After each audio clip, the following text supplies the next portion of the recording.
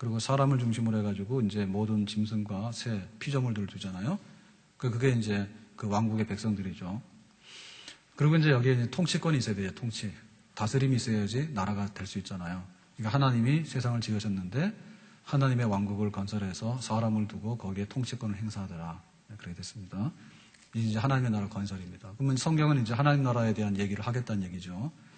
자, 그래서 이제 하나님 나라의 그 통치를 할 때 하나님께서 그 백성들에게 뭐를 이제 약속하셨는가라고 하는 가장 기본적인 약속, 축복이 뭔가 하면 1장의 28절 말씀입니다. 자, 1장 28절입니다. 다 같이 시작. 하나님이 그들에게 복을 주시며 그들에게 이르시되 생육하고 번성하여 땅에 충만하라. 땅을 정복하라. 바다의 고기와 공중의 새와 땅에 움직이는 모든 생물을 다스리라 하시니라. 그러니까 하나님께서 직접 다스려야 되는데 그거를 누구한테 대신 위임을 했습니까? 사람에게 위임을 했습니다. 자, 그래서 이제 하나님이 약속하신 거죠. 하나님이 약속했다. 생육, 번성, 다스리고 지배해라. 너희들에게 그 멸류관을 준다. 이제 이렇게 했어요. 그러면은 이제 하나님의 왕국을 건설했는데 그 하나님의 왕국을 실제적으로 관할하는 것은 누굽니까? 사람이죠. 그죠? 사람에게 그런 약속을 했어요. 그럼 이제 이 약속이 잘 지켜져야 되잖아요. 약속이 잘 지켜져야 되니까 하나님의 다스림이 이루어질 수 있도록 사람이 청지기로서 하나님의 다스림을 다 이루어서 하나님의 축복이 넘쳐나도록 해라. 이제 이게 일반 은총이고 이게 이제 그 문화 명령이고 축복이거든요. 그러니까 하나님께서 세상을 지으셔서 당신의 왕국에다가 하나님의 축복을 가득 부어주신 거예요. 그러면 이거를 누가 관리해야 되는 거예요? 사람이 관리를 잘해야 돼. 그러면 관리를 잘하는가 안 하는가라고 하는 것을 우리가 알려면 어떻게 되죠? 약속을 해야 되잖아. 약속을 해야 되죠. 자, 그래서 하나님께서 약속하신 것이 뭔가 하면 2장의 말씀 중에서요. 자, 2장의 17절 말씀입니다. 자, 2장 17절 말씀입니다. 시작. 선악을 알게 하는 나무의 실과는 먹지 말라. 내가 먹는 날에는 정녕 죽으리라 하시니라. 그러니까 이제 선악을 먹지 말라. 선악을 알게 하는 나무의 실과를 먹지 말라라고 한 것은 뭐냐면 하나님 난방 좀 껐다 다시 하세요. 자, 하나님이 직접 그거를 다 다스리면 그렇게 하는 게 아니라 사람을 청지기로 세워서 하잖아요. 그러니까 사람이 제대로 하나님의 청지기로서 일을 하려고 그러면 어떻게 되냐면 하나님의 뜻을 받아가지고 하나님의 뜻을 대행하는 걸 해야 되죠. 그러니까 이제 사람 마음대로 하면 안 되고 선악을 알게 하는 나무를 먹지 않으면 주인은 하나님이고 우리는 청지기고 신분일뿐이다. 자, 이런 관계가 잘 이렇게 이행이 되게 되면 뭐가 됩니까? 하나님의 왕국이, 하나님의 나라가 정상적으로 운행이 되겠죠. 그런데 만약에 사람이 선악과를 따먹고 하나님의 말을 거역하면 뭐가 됩니까?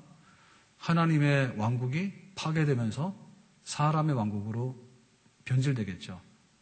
그러면 하나님께서 축복하신 생육번성 다스리고 지배하는 것이 뭐가 됩니까? 망가지게 되고 거기에 훼손이 오게 되겠죠. 그래서 하나님께서는 선악을 아는 나무의 실과를 먹지 말라 한 거예요. 그러니까 이건 뭐냐면 질서 개념이고요. 통치의 개념입니다. 하나님은 왕이시고 너는 하나님의 뜻을 받드는 인간이다. 그러니까 그 조건 하에서 하나님의 왕국은 축복이 넘쳐나는 에덴 동산이 너에게 주어진다. 하나님께서 이렇게 하신 거예요. 그러면 이 약속은 어떤 약속입니까? 굉장히 선하고 훌륭한 약속이죠. 선하고 훌륭한 약속이죠. 인간에게 모든 것을 다 맡기면서 경영을 맡기면서 선악과 먹지 말라고 하는 정도는 굉장히 선한 겁니다. 지금 우리가 이렇게 그 약속을 하고 가는데 보면요. 그 약속들이 굉장히 거기에 악이 숨어있는 약속들이 굉장히 많아요. 겉으로는 괜찮은 것 같은데 속으로 가보면 별로 도움이 안 되는 약속들이 굉장히 많아요. 그리고 그 약속 속에는 굉장히 함정들이 많아요. 그리고 너무나 많은 것을 요구하는 경우가 있어요. 나오는 것도 없는데 너무나 많은 것을 요구하면 약속을 하는 바람에 다 뺏기잖아요. 그죠? 그러니까 하나님께서 당신의 왕국을 인간에게다가 딱 맡겨놓으면서 알아서 해라. 내가 너에게 복 주겠다. 그 대신에 우리가 주객이 전도되면 안 된다. 선악과를 먹지 말자. 그렇게 한 거거든요. 그랬는데 이거를 딱 받아서 하나님하고 이렇게 사인을 한 계약 당사자가 누구냐면 아담이에요. 근데 아담이 하와의 말을 들으면서 선악과를 먹어버려요. 그러니까 하나님과의 기본적인 약속이 깨지니까 하나님의 왕국에 균열이 간 거죠. 자, 그래서 이걸 흔히 우리가 타락이다 얘기합니다. 그죠? 자, 그러면 하나님의 결정은 뭡니까? 타락한 인간이 미우니까 확 엎어버리겠다? 혹은 하나님께서 천지를 만들었는데 하나님께서 너무 실망하셨으니까 천지를 다 없애버리겠다. 이렇게 하는 것이 아니고 하나님은 관계를 다시 개선해서 하나님의 왕국이 질서를 회복하고 하나님의 왕국이 본래대로 생육 번석 다스리고 지배하는, 그래서 하나님께 영광을 누리는 정상적인 왕국이 되도록 회복하겠다. 그것이 바로 하나님의 구원 계획이 되겠습니다. 하나님께서는 하늘과 땅을 만들 때도 머리를 엄청 썼죠. 하나님이 어떻게 만들까 의도를 있었어요. 그리고 하나님께서 영광을 받으시려고 하는 의도 속에 작품을 만들었어. 그러면 이제 그 선악과를 먹고 나서 이게 이제 깨졌을 때도 어떻게 됐을까라고 할 때 하나님께서 지혜를 가지시고 어떤 의도를 가지시고 제자리로 돌려서 내가 다시 영광을 받겠다. 하나님께서 그렇게 계획하신 거예요. 그게 바로 창조의 계획과 구분되는 구원 계획입니다. 자, 구원 계획을 하나님께 하신 겁니다. 그랬을 때 하나님의 구원 계획이 어떻게 구체적으로 표현될 것인가라고 하는 것이 3장의 15절의 말씀이에요. 3장 15절 말씀을 보겠어요. 3장 15절 시작. 내가 너로 여자와 원수가 되게 하고 너의 후손도 여자의 후손과 원수가 되게 하리니 여자의 후손은 내 머리를 상하게 할 것이요 너는 그의 발꿈치를 상하게 할 것이니라. 자, 나, 너 이렇게 막 나오는데요. 지금 여기 보면은 선악과를 먹어서 하나님을 배반하고 하나님의 왕국의 축복을 쏟았잖아요, 인간이. 그죠? 하나님과 계약을 위반했잖아요. 누가? 인간이 위반했잖아요. 자, 이 인간의 그 타락에는 누가 개입됐는가 하면 하나님과 아담 사이에 생육 번성 다스리고 지배하라. 왕국의 복을 주겠다. 그러면 선악과를 먹지 말라. 이렇게 해서 이제 계약이 맺어졌는데 이거를 끊어놓는데 작용했던 게 누군가 하면 하나님 자리에 누가 왔습니까? 뱀, 사탄이 왔죠. 사탄이 와가지고 아담에게 그러는 거죠. 선악과 먹으면 좋아진다. 하나님께서 아까워서 감추고 있는 거다. 그거 먹으면 하나님처럼 똑똑해지게 되고 하나님처럼 똑같아지게 된다. 빨리 먹어라는 거죠. 그러니까 이 사탄이 하나님 자리에서 무슨 말을 한 거예요? 거짓말을 한 거죠. 그래서 사탄은 거짓의 아비라 했어요. 거짓말 해가지고 아담하고 이렇게 짝을 맺었어요. 그러니까 여기에 뭐가 하면 여기에 약속을, 거짓 약속이죠. 그죠? 거짓말 약속을 바라니까 거짓 약속을 믿었지, 아담이. 이렇게 붙어버려요. 그러니까 뭐예요? 하나님은 무시당하고 하나님과 인간이 짝을 지었죠. 이게 타락이거든요. 타락이란 말이에요. 그래서 이거를 이제 끊어놓아야 되는데 끊어놓으려면 어떻게 되냐면 헤어져라 그러니까 안 헤어지잖아요. 원래 바람나면 잘 안 헤어지잖아. 그러면 패버려야 되죠. 그러면 이제 둘이서 이제 갈라지죠. 그러니까 하나님께서 여기에 무슨 마음? 사탄과 여기 아담 사이에 무슨 마음이요? 서로 간에 원수된 마음. 그 원수된 마음이라고 하는 적대심, 에머티. 그렇게 미워하는 마음을 여기다가 불어넣어요, 하나님이. 그러면은 하나님이 여기를 딱 갈라놓게 되잖아요. 갈라놓게 되면 둘이서 딱 떨어지게 되는데요. 그래서 구체적으로 이 갈라놓게 해가지고 여기 하나님이 다시 제자리로 돌아가서 하나님과 인간이 그런 약속의 관계로 갈 수 있는, 왕국의 관계로 갈 수 있는, 이걸 하는데 뭐냐면 여기다가 여자의 후손을 보낸다는 거죠. 여자의 후손. 그러니까는 인간이 타락했기 때문에 인간을 구원하기 위한 하나님의 아들을 보내가지고 여자의 후손을 보내가지고 여자의 후손이 왔을 때 사탄이 여자의 후손을 공격합니다. 예수님을 공격합니다. 그래가지고는 예수님이 어떻게 됩니까? 예수님께서 십자가에서 고난받아 죽으시지. 그래서 이제 예수님의 발꿈치가 상하고 발에도 못이 박히고 손에도 못이 박히잖아요. 피를 흘려 죽잖아요. 그런데 최종적인 승리는 누구 거? 예수님의 것이죠. 3일 만에 부활하심으로 죄와 사망의 권세 깬다고. 그래서 이 여자의 후손이 와가지고 뱀하고 사탄하고 인간하고 이렇게 붙어있는 놈을, 언약하고 있는 놈을, 거짓말에 속아서 언약하고 있는 놈을 갈라놔가지고 뱀은 물리치고 사탄을 물리치고 하나님께서 당신의 백성을 당신 품 안으로 다시 끌어들이는 거예요. 누구를 통해서? 예수님을 통해서.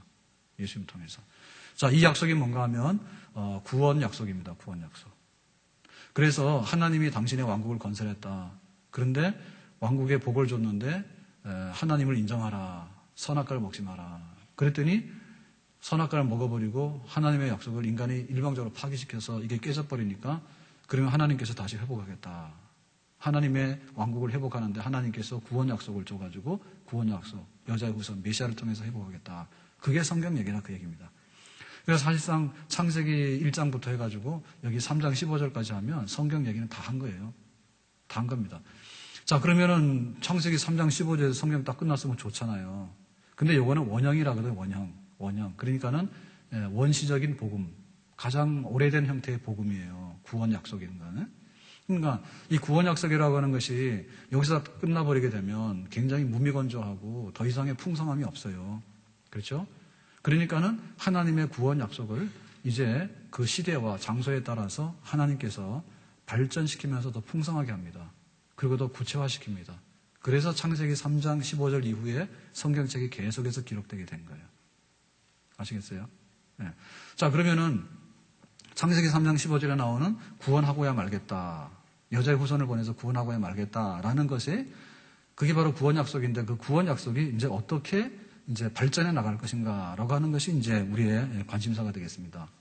자, 그러면은 우리가 처음에 선악과 먹지 말아라 첫 왕국을 만들었을 때 그때 선악과 먹지 말라고 하는 약속은 우리가 흔히 행위 약속이라 하죠. 행위 약속. 행위 언약이라 합니다. 그러니까는 하나님과 아담 사이에 맺은 약속이고요. 그죠? 그러니까 이 그 하나님과 아담 사이에 맺은 약속에 있어서 결정적으로 흠이 있는 거는 인간이었어요. 아담이 흠이 있어가지고 일방 깼어요. 그러니까는 아담이 이렇게 행위를 함으로 인해서 깬 건데 사실상에서 아담의 행위라고 하는 것은 뭐냐면 불신앙입니다. 이거 먹지 말아라고 하는 하나님의 주권에 대해서 인정하지 않고 먹어버린 거. 그것은 행동 자체가 엄청나게 큰 행동이 아니라 그렇게 불신앙으로 한 그것이 문제가 되는데 그렇지만은 이 언약의 당사자가 하나님과 아담 사이라고 하는 그 특성상 인간 네가 책임져야 되는 약속이라는 면에서 행위 언약이 되게 붙여요. 자, 그러면은 창세기 3장 15절에 가서 하나님이 여자의 후손을 보내가지고 하나님 편으로 다시 돌아오게 하는 약속이 있잖아. 이거 이제 은혜 언약이잖아요. 그죠? 사실 이것은 뭐냐면 우리는 하는 게 없습니다. 하나님께서 여자의 후손을 보내가지고 여자의 후손이 와서 뱀의 머리를 깨는 거예요. 그래서 당신의 백성들을 구출해서 하나님 편으로 다시 데리고 오는 거예요. 그러니까는 하나님 아버지가 여자의 후손을 보내죠. 성부 하나님이. 그러면 여기 오셔가지고 고난받고 죽으시고 라고 하는 것은 누가 합니까? 사탄의 머리를 깨고 죄를 깨고 하는 건 누가 합니까? 하나님의 아들, 인간으로 오신 하나님의 아들이 하는 거죠. 그래서 보낸 하나님 아버지하고 보냄을 받은 여자의 후손, 하나님의 아들하고의 관계예요. 그래서 아버지가 너 가서 세상에 가서 모든 세상의 죄를 뒤집어 쓰고 대신 갚아라 하니까 아들이 와서 죽도록 충성해서 십자가에서 죽도록 죄를 뒤집어 쓰고 갚았어요. 그러니까 아버지와 아들 사이 약속이죠. 죽었습니다 하니까 이제 뭐냐면 인간의 죄는 다 없어졌고 하나님의 아들 예수를 구주로 영접하는 자들에게 있어서는 하나님 아버지 앞에 그야말로 죄가 없는 사람으로 다시 약속을 회복하게 된 길이 열려지게 된 거죠. 자, 그런 면에서 볼 때 처음에는 하나님과 인간 사이 약속이라면 두 번째는 은혜 언약이라는 것은 뭐냐면 왜 은혜냐 하면은 하나님 아버지와 하나님 아들의 약속입니다. 그 아버지와 아들 간의 십자가에서 이루신 그 약속이기 때문에 이 약속은 흠이 없는 약속이고 인간이 깰래야 깰 수가 없는 약속이죠. 왜냐하면 처음에는 아담한테 맡겨놨더니 아담이 선악과를 먹어버렸잖아요. 근데 여자의 후손으로 오신 예수님께서는 죽도록 충성해가지고 아버지의 뜻을 이루었잖아요. 속죄를 이루었잖아요. 그러니까 이거는 흠없이 완성된 약속이죠. 그러니까 우리가 믿음으로 예수를 나의 구주로 영접합니다라고 하면 우리의 죄값이 예수님의 이름으로 없어진 효력이 나타나게 되는 거죠. 그러니까는 우리가 선악과를 먹든 말든 우리의 행위에 상관없이 우리가 행한 것이 70번씩 7번 죄를 짓는데 죄 짓는 게 7번이 아니라 100번도 넘는다고. 70번, 100번도 넘어. 그런데 어떤 죄가 있더라도 예수님이 갚았기 때문에 다 갚은 걸로 알고 하나님 아버지 앞에 우리가 은혜의 길로 나가서 구원의 길로 가게 된 거예요. 하나님 섬기는 왕국 백성이 된 거죠. 자, 그 얘기입니다, 지금. 자, 그래서 이제 우리가 여기서 말하는 게 뭐냐. 행위 언약이다, 은혜 언약이다라고 말하는데 성경은 뭐라 했어요? 사실 성경이라는 말은 별로 의미가 있는 말이 아니라 구약 성경, 신약 성경 할 때 의미가 있습니다. 그러면 구약이 뭐냐면 옛날 언약, 신약이 뭐냐면 새로워진 언약이에요. 언약입니다, 언약. 그러니까 이게 언약책이에요. 그러니까 하나님의 백성으로서 어떻게 살 것인가에 대한 언약책이 성경책이에요. 그러니까는 이 그 언약을 말하는데 그러면 언약에 대해서 우리가 좀 알아야 되는데요. 자, 언약에서 첫 번째 조건 뭘까요?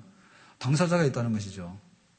하나님과 아담, 하나님과 하나님의 아들, 그리고 하나님의 아들을 믿는 우리가 하나님 아버지 앞에서 이 언약의 당사자가 되는 거죠.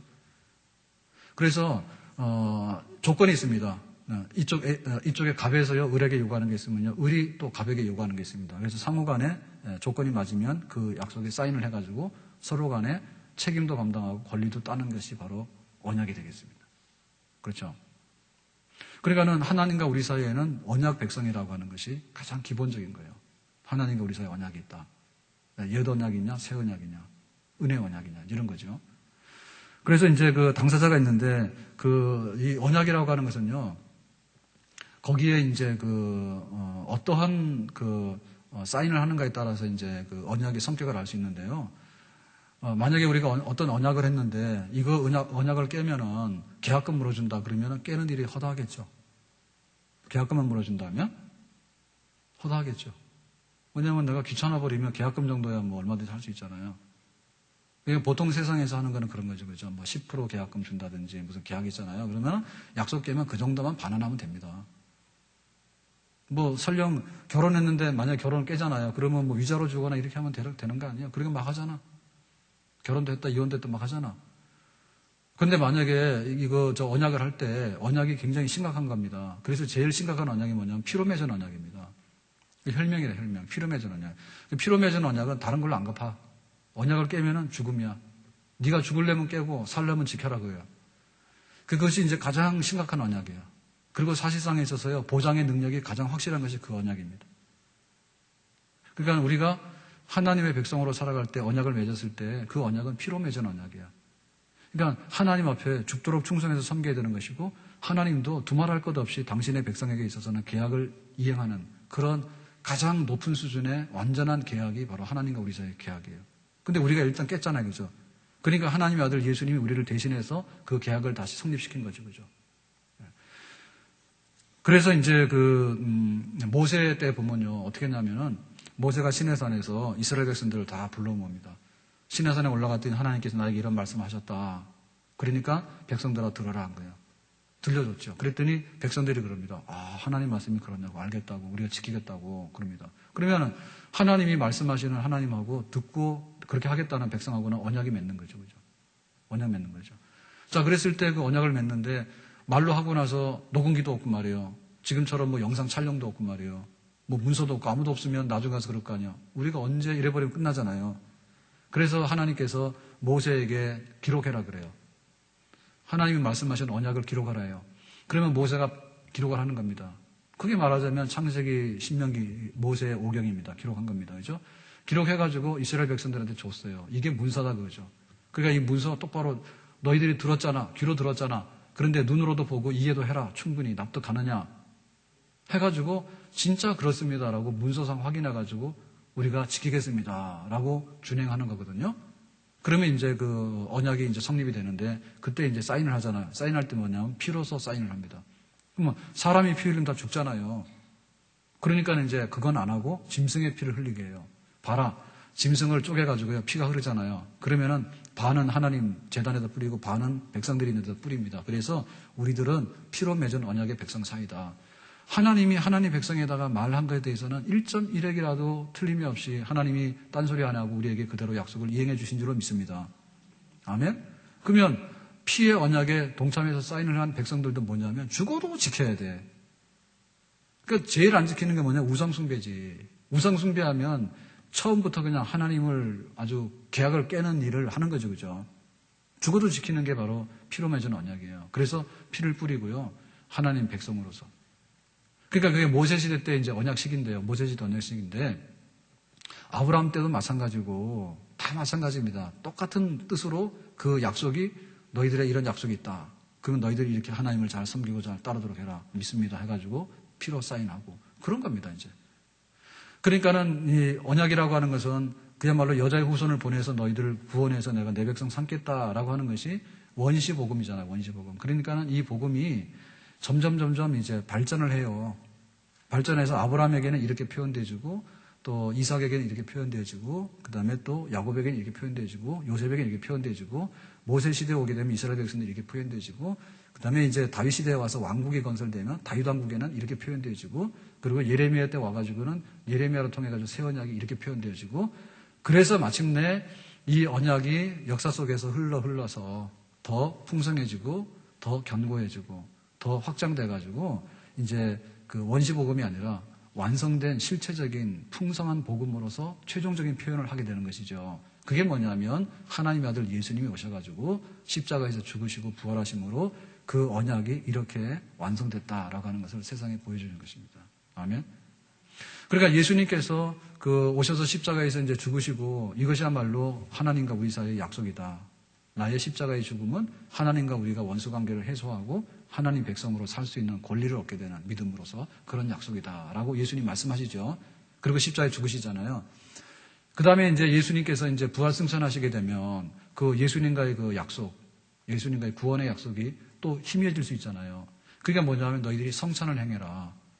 떡과 포도주를 나누고 성찬을 행하면서 이제 예수님의 죽음의 의미가 뭔지, 우리가 어떻게 죄값을 다 받았는지, 죄가 청산됐는지 하나님 앞에 깨닫게 하는 거죠. 그래서 성찬을 나눔으로 인해 가지고 이것이 내가 맺은 새로운 언약이다라고 얘기를 합니다. 그러니까 그 언약은 한마디로 말하면 점진적으로 발전돼 나가는 것이 하나님의 언약이에요. 그래서 성경이 이렇게 창세기 3장 15절에서 끝난 게 아니라 이렇게 두께를 가지게 된 거예요. 자, 그러니까는 그 언약이라고 하는 것은 내용은 동일합니다. 내용은 통일되어 있습니다. 내용은 통일되어 있습니다. 만약에 약속이요 A, B, C가 다 다르면요 나중에는 뭐가 진본인지는 몰라요. 이 말했다 저 말했다 그러면. 그러니까는 그 언약의 내용은 진본은 똑같습니다. 뜻은. 그런데 이제 시대가 달라지게 되면 예를 들면은 너희들이 추우면 내가 옷을 주겠다라고 하나님 말씀하셨어. 그러면 옛날에는 낙타 털옷을 입잖아. 옛날에는 그죠. 근데 지금은 돈 없으면 낙타 털옷을 못 입잖아요. 그러니까 우리는 뭐 입습니까? 예, 오리털 옷을 입죠. 예, 제가 네팔을 입잖아요. 네팔을. 그러니까 그거는 계약 조건이 바뀐 게 아니죠. 그죠. 그리고 더운 지방에서는 그거 있을 필요가 없어요. 그거 입으라 그러면 그 욕입니다. 욕. 예? 더운 지방에서는 시원해야 돼. 그러니까 하나님께서 우리가 쌀을 줄 때도요, 그 우리나라 같은 경우에는 우리나라 사람이 잘 먹는 밥은요, 저기 동남아시아 가면 잘 안 먹습니다. 예, 동남아시아는 알랑미라 해가지고요, 푸르 날아가는 쌀입니다. 그거는 왜냐하면 덥기 때문에 이렇게 차진 밥이면요, 그 밥을 먹을 수가 없어요. 상하고. 그러니까 이제 그 사람도 그렇게 먹는 거예요. 그러니까 하나님께서 우리에게 일용할 양식을 주시는데, 우리는 뭐 찰밥이 좋다 하지만 찰밥 했다가 난리 나지 거기서는. 밥 안 해봤어요? 가가지고 뭐라 할 게 없습니다. 그 사람한테 그 최고입니다. 근데 그 사람들이 우리나라에서 춥고 덥고 하는 이런 데서 먹을 때는요, 약간 찰기가 있는 밥이 좋은 거예요. 푸르륵 날아가는 밥이 우리한테는 안 좋은 거예요. 그러니까 양식을 주시는데 하나님이 알아서 주시는 것이지 내가 주기로 했는데 찰밥 주기로 했다 그러면 저쪽의 사람도 어떻게 먹냐고 그거를. 예? 그리고 더운 지방에 있는 사람들한테 막 이렇게 낙타 털옷을 입히고 막 이렇게 오리 털옷을 입히고 그러면 난리 나지 그지 뻘거 벗고 다녀야 되는데 그러니까는 주시는 그 약속은 내용은 동일하지만은 그것이 표현되어지는 방법은 다를 수 있는 거죠. 그러니까는 언약이 여러 개 같은데 사실상 하나의 언약이고요. 하나의 언약인데 하나의 언약을 그냥 놔두면은 그 언약이 풍성치가 않아요. 표현이 풍성치가 않기 때문에 다양한 시대에 다양한 방법으로 그 언약을 갱신시킵니다. 어떤 쪽으로요? 퇴행적으로 갱신시키는 게 아니라 새로워지는 완성적으로 약속을 자꾸만 갱신시키는 거예요. 그래서 하나님의 아들이 와서 십자가에 죽으면 그걸 끝이야. 이게 새 언약이다 했어. 새 언약이다. 새 언약이다. 이 성찬에 참여하던 자들은 하나님과 우리 사이에 새로운 약속에 참여하는 자들이다. 라고 해서 모든 약속이 여기서 완성됐다라고 말씀하시는 거거든요. 그래서 이제 우리가 이제 그 약속은 하나인데 표현 방법은 다양하다라고 하는 거. 그걸 이제 이해할 때 이제 이런 건 틀린 겁니다. 예를 들면은 구약시대 때는 율법으로 구원받았고 신약시대 때는 은혜로 구원받았다라고 하는 말은 완전히 틀린 말입니다. 새빨간 거짓말입니다. 예? 모든 약속은 믿음으로 참여해서 믿음으로 응답을 하는 거고요. 믿음에 따라서 하나님께서 그 조건들을 다 우리에게 축복으로 주시는 줄로 믿습니다. 그리고 누가 구약의 그 율법으로 구원받는 얘기 누가 했어요? 그 세대주의자들 했거든요. 세대주의자들은 보수주의예요. 근데 보수적이면서도 그 언약의 그 통일성에 대해서 이해를 못 합니다. 그러니까는 다윗 시대 때는 왕국에 가면 구원받는 거고, 뭐 모세 때는 율법으로 구원받는 거고, 예수님 시대에는 은혜로 구원받는 거고, 그러니까 그 구원받는 조건이 각각 다르다라고 해서 통일성을 잃어버리는데요. 그 세대주의인데요. 그런 거는 대표적으로 잘못된 거예요. 제가 교회 처음 나왔을 때도 보니까 교회에서 막 그런 거 하더라고. 구약 때는 율법으로 일부 구원받았다. 막 이렇게 얘기를 하시는데 그런 말은 진짜 잘못된 겁니다. 에덴 동산부터 선악과를 안 먹는 건 믿음이지 율법이 아니에요. 아멘? 하나님께서 우리에게 약속하신 것에 대해서 우리가 믿음으로 화답하면 그 약속은 이행되는 것이고요. 불신앙이면 그 약속이 깨지는 것입니다. 자, 그래서 이제 우리는 여러 가지 이제 다양한 그 언약의 발전사를 보게 되는데요. 그게 곧 성경의 발전사입니다. 성경의 역사가 있는 것은 뭐냐면 발전하는 역사인데요. 언약의 발전사입니다. 구원 언약의 발전사입니다. 자, 예를 들어서 노아 시대 때로 가보겠습니다. 창세기 6장입니다. 창세기 6장에 보면 노아 시대 때 얘기가 나오는데요. 자, 6장 1절, 2절 다 같이 읽습니다. 시작. 사람이 땅에 번성하기 시작할 때에 그들에게서 딸들이 나니 하나님의 아들들이 사람의 딸들의 아름다움을 보고 자기들의 좋아하는 모든 자로 아내를 삼는지라. 여기 보면은 하나님의 아들들 또 사람의 딸들. 근데 이게 무슨 말이냐? 이게 무슨 말이냐면 믿는 아들들, 안 믿는 딸들 이런 얘기입니다. 그 믿는 아들들이란 얘기는 무슨 얘기죠? 자, 아담의 아들 중에 가인과 아벨이 있었죠. 근데 가인은 뭐예요? 예배드리는 거 싫어하는 사람이고 동생 죽인 사람이지. 그럼 아벨은 뭡니까? 예배드리기 좋아하고 순교자 된 사람이지. 그러니까 아벨 계통의 사람들은 하나님의 아들들이고 가인 계통은 세상의 딸들이요. 그런데 시대가 막 흘러가지고 생육번성 다스리고 지배하라 했잖아요. 하나님께서 그런 약속을 해주셨잖아. 생육번성 다스리고 지배하도록 내가 너희들이 줄 거다 그랬잖아. 그랬더니 받을 때 어떻게 받으면 돼요? 믿음으로 아멘 해서 받으면 되잖아. 그죠? 그런데 이 노아 시대 때 오게 되니까 사람들이 막 번성했어요. 하나님의 축복이 넘쳐났어. 그랬더니 이 하나님의 축복을 그 왕국 백성으로서 왕이신 하나님께 영광을 돌리면서 살아가면 되는데 그릇을 엎었다는 얘기죠. 자, 그릇을 엎는데 어떤 식으로 엎습니까? 자폰으로 엎습니다. 자폰이 뭔가 하면 믿는 사람하고 안 믿는 사람하고 섞여서 결혼하는 거예요. 그러니까 결국은 뭐냐면 신앙의 타락이죠. 신앙의 타락이죠. 그러니까는 생육번성 다스리고 지배하는 것이 하나님의 축복인데 하나님의 축복을 받았으면서도 받은 건 여기 가서 받고 절은 어디 가서 해요? 여기 가서 하는 거죠. 예, 안 믿는 사람 만나가지고 안 믿는 집 딸 만나가지고 놀러 다니고 가가지고 점치러 가자면 점치러 가고 예, 그 절하러 가자면 절하러 가고 다 가는 거예요. 복은 누가 주셨어? 생육번성 다스리고 지배하는 것은 하나님께서 우리에게 약속하신 바예요. 하나님께서 신실하게 주셨어. 그러면 그걸 가지고서 잘 살아가지고 누구한테 영광을 돌려야 돼? 하나님께 영광 돌려야 되잖아. 근데 하나님께 영광 돌리지 않는 것이 뭐냐면 자폰입니다. 안 믿는 사람이랑 만나가지고 하나님이 복 주시니까 가서 먹고 써버렸다 그냥 가서 안 믿는 방식대로 막 가서 엎어버렸다 그런 뜻입니다. 그러니까는 하나님과 맺은 그 약속이 하나님 편에서는 이행을 했죠. 그런데 우리 인간 편에서는 뭡니까? 선악과를 따먹는 것처럼 똑같은 방식으로 안 믿는 사람하고 만나가지고 안 믿는 방식으로 삐딱기를 가게 된 거죠. 그럼 뭡니까? 약속 위반이죠. 약속 위반이죠. 그게 현실이에요. 하나님은 축복하시는데 인간은 약속 위반의 길을 계속 가는 거예요. 하나님의 왕국은 번성했는데 하나님의 왕국이 병드는 거예요. 인간의 왕국으로. 그럼 어떻게 돼요? 하나님께서 여자의 후손을 보내가지고 하나님과 사탄이 붙어가지고 이렇게 멸망의 길로 가는 것에 대해서 하나님께서는 끊어놓으시겠다는 얘기죠. 그 약속 하셨잖아요. 3장 15절에. 그러니까 이 노아 시대 때 하나님께서 이 세상에 대해서 너희들이 안 믿는 자들하고 결혼해서 사는 것에 대해서 그럴 수밖에 없구나. 그렇게 해라. 라고 하면은 하나님이 어떻게 되는 거예요? 하나님이 잘못되는 거죠. 하나님이 타락한 세상과 타락한 인간에 대해서 그냥 놔두고 망하기로 작정한 겁니까? 아니면 그걸 고쳐서 구원 회복하기로 작정한 겁니까? 구원 회복하기로 작정한 거죠. 그러니까 노아 시대 때 어떻게 되는 거예요? 그러니까 안 믿는 여자들하고 만나고 결혼하고 막 하는 것에 대해서 하나님께서 괘씸히 여기셔가지고 홍수 심판 보내잖아. 그러니까 너희들이 믿음으로 돌아와라. 생육 번성 다스리고 지배하게 된 것은 내가 너에게 복 주신 것인데 하나님의 왕국이 그렇게 번성하면 하나님 앞에 돌아와서 감사하고 찬송해야 되지 않느냐. 못 깨달으니까 하나님께서 경고하셔가지고 방주를 예배하도록 해라. 홍수를 심판하겠다는 거죠. 그 노아가 120년 동안에 그 방주를 예배해서 드디어 심판이 임하죠. 자, 심판이 임해가지고 노아의 가족들하고만 살았죠. 그리고 노아 방주 속에 들어간 짐승하고 식물하고만 살았잖아요. 그래가지고 이제 그 노아의 가족들이 다시 나와가지고 이 세상에 번식하기 시작합니다. 그럼 어떻게 된 거예요? 하나님께서는 당신의 왕국을 청소한 거죠. 하나님은 당신의 왕국을 청소해가지고 온갖 잡된 것들을 다 쓸어버리고요. 깨끗하고 순결한 하나님 백성들로 채워가지고 다시 그 왕국을 번성하기로 하신 거예요. 그러니까 어떤 일이 벌어졌다고요? 에덴 동산 망가뜨려 놓으니까 에덴 동산 폐지시켜가지고 하나님께서 구원하기로 약속하셨고요. 그죠? 그리고 노아 시대에 와가지고 왕국이 번성했는데 또 망가뜨려 놓으니까 하나님께서 그 자폰을 하고 막 안 믿고 하는 사람들 다 많다 하더라도요. 노아의 가족 8명 빼놓고는 다 하나님께 쓸어버려가지고 당신의 거룩한 백성을 보존해가지고 그 백성이 다시 왕국의 백성이 되도록 번성하도록 그렇게 하신 것이죠. 그게 바로 하나님의 구원 역사예요. 그러니까 성경은 그 구원 역사로 계속해서 말하는 거예요.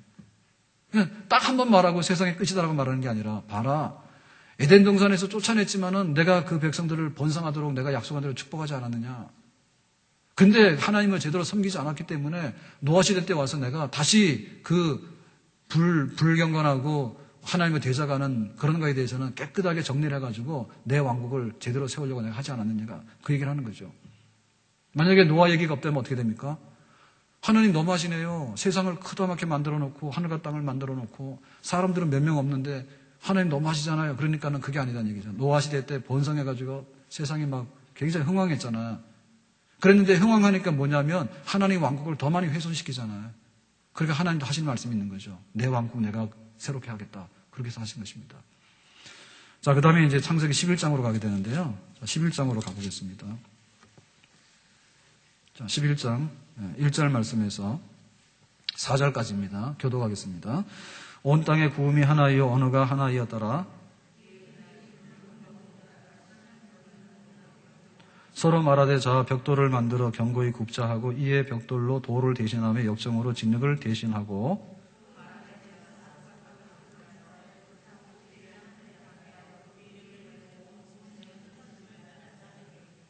자 그래서 노아 시대 때 번창했는데 하나님께서 홍수로 쓸어버렸잖아요.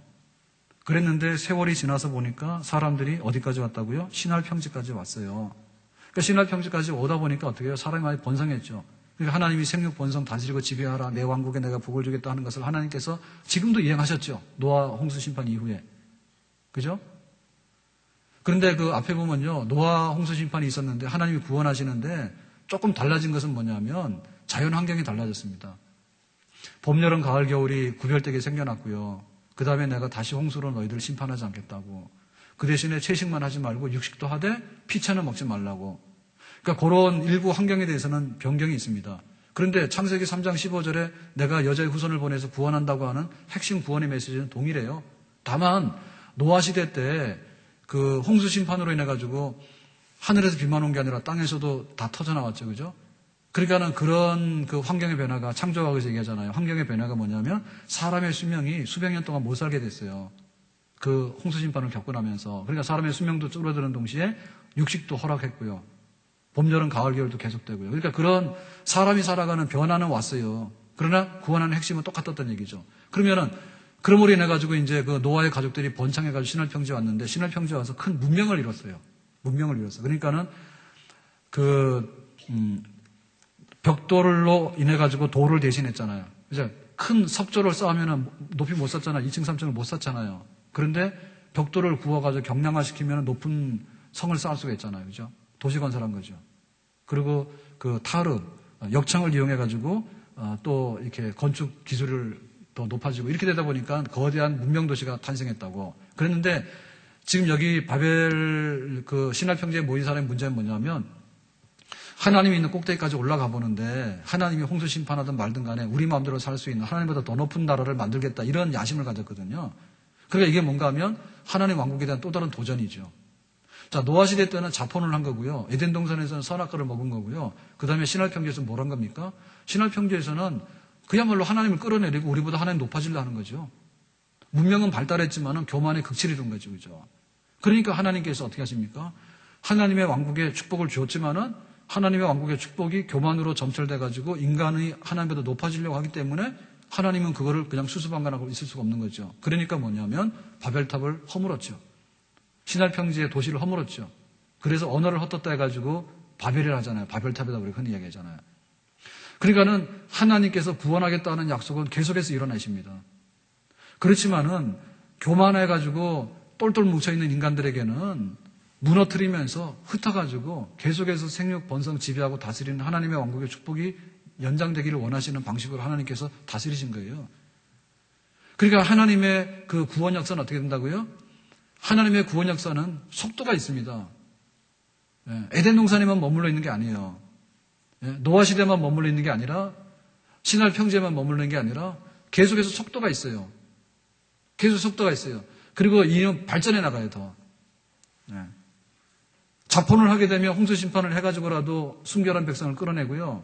바벨탑을 쌓으면 무너뜨려서라도요. 하나님 앞에 굴복하는 백성을 만들어내고요. 그러니까 하나님의 구원 역사는 더 강해져요. 더 진전하게 되고 더 강해지게 되고 또 높아지게 되고 더 심오하게 되고 더 사랑이 커지게 되고 내 백성들 내가 기어이 만들어서 내 왕국을 내가 채우게 말 것이다라고 하는 하나님의 열망이 이런 시대에 이런 방법으로 저런 시대에 저런 방법으로 표현되어진다. 그래서 이제 이 세상의 역사를 축복하는 동시에 세상은 망하더라도 내 왕국은 기어이 건설해내겠다라고 하는 하나님의 구원 역사는 계속되는 거죠. 자, 그래서 이제 창세기 12장을 오게 되면 하나님께서 구원 역사를 어떻게 이룰 것인가에 관해서 또 하나의 그 방향전을 하게 되는데요. 자, 창세기 12장입니다. 자, 1절부터 3절까지 다 같이 함께 읽겠습니다. 시작. 여호와께서 아브라함에게 이르시되 너는 너의 본토 친척 아비 집을 떠나 내가 내게 지시할 땅으로 가라. 내가 너로 큰 민족을 이루고 내게 복을 주어 내 이름을 창대케 하리니 너는 복의 근원이 될지라. 너를 축복하는 자에게는 내가 복을 내리고 너를 저주하는 자에게는 내가 저주하리니 땅의 모든 족속이 너를 인하여 복을 얻을 것이니라 하신지라. 자, 여기 지금 아브라함이 등장합니다. 그래서 하나님께서 아브라함에게 약속하시고 그 약속을 통해서 어떻게 하나님의 구원 역사를 펼칠 것인가, 이제 그거가 이제 성경의 관심사잖아요. 근데 여기 아브라함이라고 하는 건 한 개인이죠. 자, 에덴 동산에 관한 얘기하고 노아 시대 때 홍수 얘기하고 바벨탑 쌓았던 신할 평지 얘기는 굉장히 거대해요. 우리가 미국에 가면 이제 그랜드 캐년 같은 거 있잖아요. 협곡. 우리나라는 협곡이 없습니다. 우리나라 협곡이 없는데 협곡이 없죠. 근데 이제 삼척이나 이 태백 요런 데 가면 일부 협곡이 조그만 게 있어요. 가보셨어요? 통리 이런 데가 협곡이라 해요. 그거 굉장히 작은 데입니다. 그래도 그 협곡이랍니다. 예? 다 침식돼가지고요. 그런데 캐년 가보면은 침식됐는데 어마어마하잖아요. 예, 거기 위에서 내려다보면 그거 얼마나 깊은지 모릅니다. 비행기 타고 투어하잖아요. 그죠? 그러니까 스케일이 뭐냐, 스케일이. 우리나라 사막 없잖아요. 사막 가면은 사하라 사막 끝이 없습니다. 사하라 사막은. 옛날에 다 바다였어요. 끝이 없어요. 그러니까는 하나님의 구원 역사를 큰 홍수 심판이라든지 혹은 바벨탑 신할 평지라든지 이런 건 뭐냐면 카메라로 말하면 진짜 이렇게 하늘에서 내려다 찍어서 하나님께서 구원 역사를 이렇게 이룬다. 이러한 하나의 그 관점이고요. 지금 아브라함이라고 하는 것은 갈대아 우리에 있는 한 사람이에요. 아브라함 불러내가지고 아브라함아 너 믿음의 조상 너는 메시아가 네에서 태어날 것이다. 복의 근원 될 것이다. 가라. 네가 믿으면 하나님의 구원 약속이 너로 통해 이루어지게 될 것이다. 하나님의 왕국이 이루어지게 될 것이다. 아브라함이 말했다고. 아브라함 개인이라고. 그러니까 와 이거 시시하네. 시시한 게 절대로 아닙니다. 시시한 게 절대로 아니에요. 그러니까는 하나님의 구원을 설명하는데 더 이상 산만하게 할 필요가 없는 거예요. 더 이상 산만하게 하면 산만하게만 하지만 논점이 흐려져요.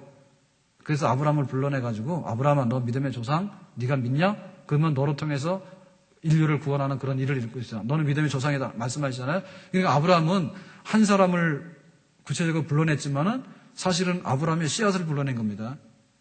그래서 아브라함의 얘기 속에 보면 아들이 없다는 얘기 계속 나오는 거예요. 아브라함의 아들을 75세 때 부름받았는데 100살 때였지 않습니까? 그 왜 아브라함 아들 얘기 계속 하냐면, 씨 얘기 계속 하냐면, 아브라함 너 개인으로 끝나는 얘기가 아니라 아브라함 너의 너의 후손. 아브라함의 후손 누구냐면 택한 자들, 하나님 자녀들. 아브라함을 불러내가지고 약속을 할 때 하나님의 자녀들 몽땅 불러내가 다 약속을 하는 겁니다. 그러니까는 하나님 나라 생명책에 하나님 자녀들의 이름이 있어요.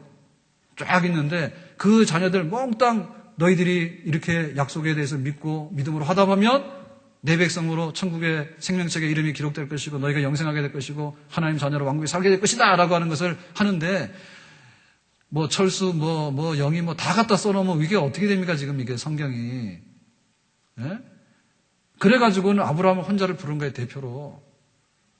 아브라함아 너는 믿음의 조상이야 했을 때 아브라함이 믿음으로 아멘 하면은 믿음의 후손이 다 아멘 하는 똑같은. 그래서 이제 아브라함 부릅니다. 그래서 아브라함아 너에게 이러한 약속이 있다. 너 갈대우로 떠날래? 그랬더니 예 떠나겠습니다. 갈대우로 떠나잖아요. 그래가지고는 이제 가나안으로 가죠. 하나님이 주시는 땅으로 가서 하나님의 왕국의 조상이 되는 거 아닙니까? 그건 아브라함 개인의 얘기가 아니라 아브라함의 씨앗의 얘기고 후손들의 얘기거든요. 아브라함은 거기에 대해서 믿음으로 훌륭하게 응답을 했어요. 그러니까 이제 믿음으로 응답하는 아브라함의 후손을 통해서 하나님의 나라와 하나님의 백성과 하나님의 구원 얘기를 펼쳐가겠다는 겁니다. 하나님께서. 그래서 이제 그 아브라함에게 아들이 태어나야 되는데 그 아브라함이 믿는데 그 믿음을 저버리지 않고 나이 100살 때까지 믿었죠. 아들 준다고 하는데. 어떻게 믿겠어요? 하나님의 약속을 믿음으로만 답하는 거예요. 믿음으로만. 그래서 하나님 제가 믿습니다. 좀 의심에 빠질 때도 있었지만은 나이 100살이 되도록 아브라함이 끝까지 믿었다. 그랬더니 아브라함 너의 믿음도 너의 후손들에게 그대로 이어지게 될 것이다. 그렇게 말하는 거죠. 그래서 보면은 이삭도 복을 받는데요. 이삭도 복을 받는데 하나님께서 아브라함에게 주신 약속의 복을 그대로 받아요. 다른 복을 받는 게 아닙니다. 이삭이 막 이렇게 블레셋 땅으로 가고 막 애굽으로 가려고 그러면 아브라함에게 복을 주시는 것대로 너도 그렇게 복을 받을 것이다. 그러니까 너는 가나안 땅 떠나지 말고 아버지 아브라함의 믿음을 떠나지 말 것이다. 그러면 또 이삭이 예 그러고 거기에 응답하거든요. 이삭의 아들이 둘입니다. 그죠? 에서와 야곱입니다. 그때 야곱이 막 도망가잖아요. 그랬더니 하나님께서 베델강에서 나타나시는데 뭐라고 하십니까? 야곱아 내가 너에게 복을 준다. 이렇게 말하네요. 아브라함의 하나님이다. 너에게 아브라함에게 준 그 복을 너에게도 줄 것이다. 라고 얘기를 하거든요. 그러니까 그 믿음의 조상이 받았던 씨앗이 그대로 흘러 넘쳐가지고 자손들에게도 그 믿음을 가지면 동일하게 받는 그런 복. 그 야곱에게 그 복을 말하죠. 그러니까 또 그 요셉이 뭐라고 얘기합니까? 요셉이 또 그 애굽에서 그 총리가 됐잖아요. 그럴 때 이제 자기가 죽을 때 나는 애굽의 총리가 아니고 애굽 사람으로 하지 말고 나를 가나안으로 데리고 가서 장례를 지내주거라라고 얘기를 유언하잖아요, 그죠? 그러니까는 아브라함의 하나님, 나의 하나님, 나도 그 하나님의 백성으로 나는 애굽에 살았지만은 나는 가나안 땅에 묻히기를 원한다 이렇게 얘기를 하잖아요. 그러니까 하나님의 구원 얘기를 이렇게 우주적으로 펼치다가요. 하나님의 얘기를 아브라함의 한 사람을 불러서 얘기를 하면서 가정 얘기로 이제 전환을 시켰습니다. 그래서 이제 성경을 보면 야 우리는 대한민국 사람인데 우리는 무슨 당군의 자손인데 뭐 아브라함의 자손하고 우리가 무슨 상관이 있길래 이 성경을 가져가지고 자꾸 믿는다 하느냐. 한국 사람은 한국식으로 믿어야 된다라고 말하는데 그건 잘못된 거예요. 그 아브라함의 얘기는 아브라함의 혈통에 관한 얘기가 아니에요. 아브라함의 혈통에 관한 얘기가 아니라 하나님이 택한 자녀들을 믿음으로 구원받는 그 방식을 대표적으로 약속해 준 거예요. 그러니까 믿음으로 응답하면 다 거기에 해당이 되는 거죠. 그러니까 이 구약의 얘기를 아브라함의 집안 족보 얘기로 알면 안 된다. 믿음의 조상의 얘기다. 믿음의 조상의 얘기. 그렇죠? 믿음의 조상의 얘기입니다. 그러니까는 이 아브라함의 자손들의 얘기가 야곱의 얘기가 되고 야곱의 12아들의 얘기가 되고 야곱의 12아들의 얘기가 뭐냐면 이스라엘 12지파 얘기가 되고 이스라엘의 역사가 그 구약 성경의 역사잖아요. 그러니까 그것은 아브라함의 혈통의 얘기가 아니고 믿음의 사람들이 어떻게 그 왕국에서 믿음으로 화답하면서 하나님의 약속에 응답하면서 살았던가라고 하는 그런 얘기입니다. 그러니까 구약 성경을 우리가 읽더라도 문제가 있다 없다? 문제 없다. 그죠? 깨세요. 자, 구약 성경을 우리가 읽더라도 우리는 한국 사람인데 문제 있다 없다? 문제 없다. 구약 성경의 표현은 방법은 다 다르지만은 하나님께서 여자의 후손을 보내가지고 기어이 하나님 품 안으로 사탄에게 이 갔던 그거를 다시 하나님께로 돌이켜서 망가진 하나님 왕국을 회복하겠다라고 하는 그 창세기 3장 15절에 처음에 구원 약속이 아브라함 때는 아브라함에게 또 노아 때는 노아에게 또 그 바벨탑 때는 바벨탑에게 그렇게 나타나셔서 구원하겠다고 하는 하나님의 뜻과 의지는 일정하다. 아멘? 다만 하나님의 구원의 역사가 세속적인 견으로 망가졌을 때는 하나님이 홍수 심판하신 것이고 교만으로 망가졌을 때는 교만을 무너뜨리신 것이고 세상의 얘기를 하기에는 너무나 이게 복잡하게 보일 때는 아브라함 한 사람을 불러가지고 한 것이고 아브라함의 가족을 통해서 한 얘기는 뭐냐면 하나님의 구원받는 모든 자녀들에게 해당하는 지금 하나님의 백성의 역사를 얘기한 것이지 유대인의 혈통적인 얘기를 한 것이 결코 아니란 얘기죠. 그런 의미에 있어서 구약 성경은 우리에게 나에게 주어진 하나님의 구원의 약속이 어떻게 펼쳐지는가를 말해준 하나님의 구원의 아름다운 그런 복 있는 얘기가 되는 줄로 믿습니다. 자, 창세기 50장으로 가세요.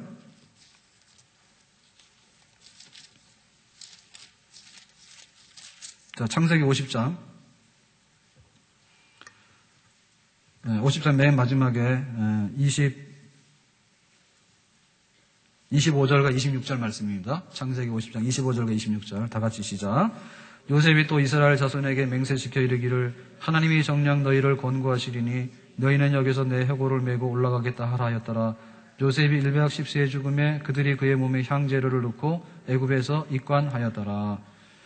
자, 요셉이 110세에 죽었는데 내 해골을 메고 어디로 가라 했어요? 가나안 땅으로 가라 했죠. 그러니까 성경의 얘기는 다시 어디로 갔습니까?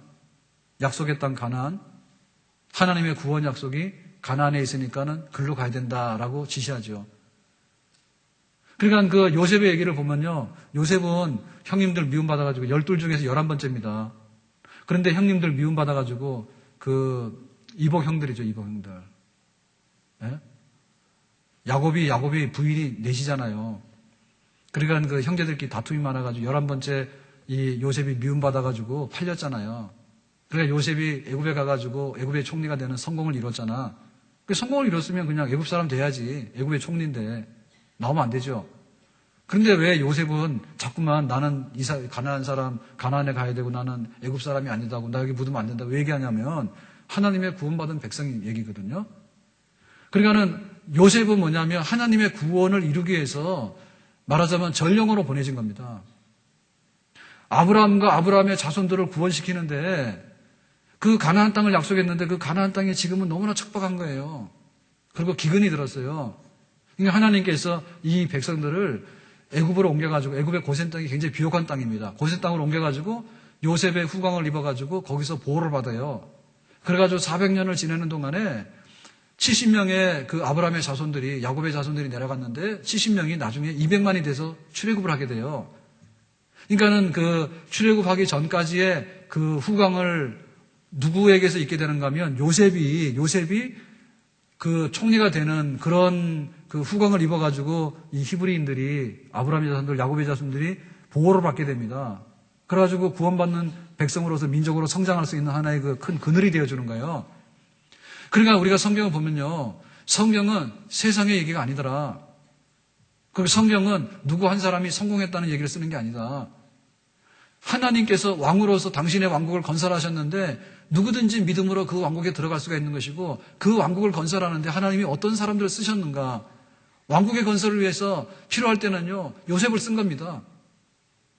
요셉을 써가지고 그 백성들을 번성시켜가지고 하나님의 백성들로 편입시켜 나가는 그런 하나의 그 그늘로서 요셉을 쓴 거예요. 그러니까 성경을 읽으면 읽을수록 우리는 어디로 갑니까? 성경을 읽으면 읽을수록 세상으로 가는 게 아니라 하나님 품 안으로 가게 되는 거죠. 성경을 읽으면 읽을수록 우리는 세상의 이름이 유명한 것이 아니라 하나님의 족보에 있어서 하나님의 생명책에 있어서 내 이름이 얼마나 귀한 것인가를 확인하게 되는 것이 성경인 거죠. 그래서 성경을 읽으면 읽을수록 뭐냐면 구원의 눈이 뜨여지게 되고요. 내가 이렇게 구원받았구나. 그리고 구원받은 백성으로서 내가 어떻게 살아야 되겠구나라고 하는 그런 새로운 다짐과 결심이 성경 통해서 이루어지게 되는데 성경은 우리의 구원을 알려줄 뿐만 아니라 우리의 구원을 강하게 하고 우리의 구원을 발전시켜 나가게 되고 우리의 구원에 있어서 무슨 사명이 있는가를 알려주는 그야말로 우리를 구원으로 해서 구원으로 다시 인도하는 길잡이가 되는 것이 바로 우리의 성경인 줄로 믿습니다. 자, 출애굽기 넘겨서 연결하고 오늘 마치겠는데요. 자, 출애굽기 바로 넘기면 1장에 6절과 7절 말씀입니다. 1장 6절과 7절 다 같이 읽겠습니다. 시작. 요셉과 그의 모든 형제와 그 시대 사람은 다 죽었고 이스라엘 자손은 생육이 중다하고 번식하고 창성하고 심히 강대하여 온 땅에 가득하게 되었더라. 자, 지금 여기는 어디입니까? 무대가 애굽입니다. 자, 애굽에 왔는데 하나님께서는 어떻게 당신의 백성을 구원하는가 얘기를 지금 계속해 나가는 거예요. 자, 그럼 왜 지금 여기 애굽이라고 하는 무대로 옮겨놨을까요? 이거는 뭐냐면 나라를 키우기 위해서 그런 겁니다. 하나님의 왕국을 건설하는데 하나님이 바벨탑이고 뭐 노아시대 홍수고 이렇게 쓰니까 너무나 산만하잖아요. 너무 넓잖아요. 그래가지고 확실하게 아브라함을 불러내서 얘기를 합니다. 자, 아브라함을 불러서 얘기하는데 아브라함의 자손이 야곱에 와가지고 12아들이 있었어요. 자, 12아들이 자식들을 다 거느리고 애굽으로 갈 때 그때 70명이었어요. 70명의 얘기는 뭐냐면 가족의 얘기죠. 가족의 얘기. 패밀리 얘기죠. 그죠? 자, 구원의 얘기를 하는 데 있어서 아브라함 혼자 하는 것보다는 아브라함의 가족 얘기를 하면 훨씬 더 풍성하고요. 아브라함의 가족을 얘기하는 것보다는 이스라엘 히브리인들의 민족 얘기를 하게 되면 훨씬 더 하나님의 구원이 훨씬 더 확장되어지고 더 강력해지게 되는 거예요. 그래서 이제 그 무대를 애굽으로 옮겨가지고 그것이 이제 민족 단위로 커지게 되는데, 여기 한마디에 속에 보면은 요셉 시대가 갔다. 그리고 고센 땅에 정착한 백성들이 많이 성장을 해가지고 드디어 생육이 중단했다. 200만이나 됐다는 얘기입니다. 그러니까 하나님께서 에덴 동산에서 범죄했을 때 아담 너 선악과 먹었으니까 죽어라 해가지고 하나님께서 세상에 문을 닫아버렸으면 뭐가 되는 거예요? 노아 시대 때 막 번성했는데 자폰을 해가지고 하나님 안 믿는 천지가 돼버리면 하나님 뭐가 됩니까? 그러니까 심판했잖아요. 노아의 가족 8명을 구원하고요. 그러니까 노아의 가족 8명이 썰렁하잖아요. 그러니까 또 막 번식시켰잖아요. 번식시켜 놓으니까 신할 평제 가가지고 또 막 바벨탑을 쌓아놓고 하나님 없다 그러고 올라가고 하니까 또 하나님께서 어떻게 됩니까? 그건 아니다. 내 왕국은 내가 건설한다 해가지고 하나님 흩어버렸잖아. 그래서 이 백성이 흩어지는 가운데 아브라함의 가족을 불러내가지고 지금 애굽에 갖다 놓으니까 200만 되는 거룩한 백성으로 번성을 하게 된 거예요. 그러니까 하나님께서는 그 구원의 역사를 이루는데 절대로 후퇴하는 법이 없습니다. 하나님의 구원은 완성을 향해서 계속 가고 있습니다. 더 많이 확장돼 가고 있습니다. 우리 개인이 보더라도요, 우리 개인에게 있어서요, 구원이 미끄러지는 건 없어요. 야곱처럼 우리가 광야 생활을 하더라도요, 하나님 나라에 들어가기 합당한 사람들로, 언약의 백성으로 합당한 사람들로 하나님께 연단시켜가지고 우리를 더 천국으로 가깝게 올리기 위해서 그렇게 하는 것이지, 절대 구원받은 자녀들에게 있어서 후퇴는 없는 줄로 믿습니다. 겉사람은 후패하지만 우리의 속사람은 새로워지게 되는 거예요. 우리의 영혼은 새로워지게 되는 거예요. 우리 하나님의 구원이 얼마나 귀한 것인지를 날에 갈수록 알게 되는 겁니다. 하나님의 구원이 우리 가족에도 이루어지고요. 하나님의 구원이 우리 나라에도 이루어지고요. 하나님의 구원이 열방 가운데 다 이루어지게 될 때, 그때 예수 그리스도가 재림해가지고 하나님의 왕국이 완성되는 줄로 믿습니다. 그러니까 우리가 기죽어 가지고요, 그냥 나 하나 골방에 들어가서 그냥 죽지 못해서 믿었으면 되겠다 이런 생각하지 마세요. 그리고 내가 밥이나 먹고 살면 되지라고 하는 그런 아주 위축되고 이런 생각하지 마세요. 이 땅에 그리스도의 나라가 이루어지는 것이 우리의 사명이고 하나님께서 그 나라를 이루시는 줄로 믿습니다. 뜻이 하늘에서 이루어진 것처럼 땅에서도 이루어진다 했거든요. 그러니까 하나님께서는 에덴 동산의 문을 닫은 동시에 새 에덴을 위해서요, 열심히 일하시는 거예요. 그래서 애굽에도 보내는 것이고요. 그래서 요셉 때 세운 것입니다. 내 백성들을 좀 네가 잘 보살피도록 해라 해가지고 후광 입도록. 그래가지고 애굽에 가 있는 그 백성들이 크게 번성하게 되는데, 이제는 하나님의 나라가 어떻게 세워질까에 대해서 국가가 돼가지고요, 이제 가나안 땅으로 데려가가지고요, 이제 그 왕국을 다시 열게 되면은 정말 하나님께서 원하시는 왕국이 이 땅에 어떤 모습을 보이는가를 잘 알게 되는 것이겠죠. 아멘. 네, 오늘 말씀 뵙겠습니다. 우리가 이 성경 보면서 이 성경이 도대체 뭐냐라고 할 때 우리의 구원을 알려주는데, 절대로 우리의 구원은 훼손되거나 망가지는 게 아닙니다. 하나님과 내가 파트너가 됐던 아담이 했던 언약은 실패했어요. 그래서 하나님께서 직접 당신의 아들을 보내가지고 아버지와 아들 사이 언약을 맺고요, 아들 자리에 우리가 믿음으로 동참하게 되면 다 구원을 보장해주는 그런 실족함이 없고 실패가 없는 그런 구원의 길로 우리를 초대한 줄로 믿습니다. 다만 우리가 살아가면서 세상으로 접하게 될 때 그 상황, 그 시대 속에서 어떻게 우리가 믿음으로 화답할 것인가 문제인데, 우리가 좀 부족하면 하나님께서 우리의 부족함을 깨우셔가지고 더 믿음의 길로 가게 되고 그 하나님의 왕국의 완성된 길로 우리를 가게 되는, 끊임없이 우리를 성화시키고 끊임없이 하나님의 왕국을 더 건설해 나가고 끊임없이 하나님의 왕국을 완성해 나가는 하나님의 구원 역사가 이 세상을 주도하는 그런 하나님의 산 역사가 될 수 있는 줄로 믿습니다. 우리가 용기를 가져야 되고요, 성경을 가지고 살면서 아멘 주 예수여 어서 오시옵소서, 하늘과 땅을 만드신 하나님을 내가 믿는다고 말한다면 새 하늘과 새 땅을 만드실 하나님을 믿으면서, 하나님께서 새 하늘과 새 땅을 만드시고 지금은 우리가 병약하고 때로는 배고프고 때로는 늙어지지만은 처음 것들이 지나가게 되는 완전한 새로운 생명, 부활의 생명을 덧입게 되는 그런 미래 약속이 있는 하나님의 구원을 향해서 지금도 역사가 계속되고 있는데, 2013년이 지나갔다는 얘기는요, 2014년도에는 더 나은 하나님의 구원이 진본된다는 얘기입니다. 아멘. 하나님의 구원이 단절되는 법이 없고 하나님의 구원이 훼손되는 법이 없고 하나님의 구원이 망가지는 법이 없어요. 다만 우리가 믿음이 없어가지고 쩔쩔매게 되면 아까 말한 대로 홍수도 오고요, 바벨탑 무너지고 그런 일이 있게 되는 거예요. 그렇지만은 우리가 믿음으로 답하고 믿음으로 바로 서기만 하면 하나님의 구원의 완성을 향해서 힘있게 달려나가는 그런 역사가 펼쳐지게 될 것인데 우리가 이 성경 말씀을 손에 끼고 정말 하나님의 구원을 확신하면서 앞으로 이루어질 하나님의 나라의 완성을 위해서 다시 한번 분투하는데 우리의 마음을 다하고 뜻을 다하고 우리 교회도 약해지는 교회가 아니라 더 강해지는 교회, 주님의 구원을 이루어드리고 이 땅에 주님의 나라 선교하는 데 쓰임받는 교회가 되는 것이 우리 하나님 아버지의 뜻인 줄로 믿습니다. 우리가 믿음 가지고 화답하게 되면 그 역사 이루어나가는데 하나님의 역사가 어떻게 펼쳐지게 되는지 기대하면서 소망 중에 살아갈 수 있기를 원합니다. 기도합시다.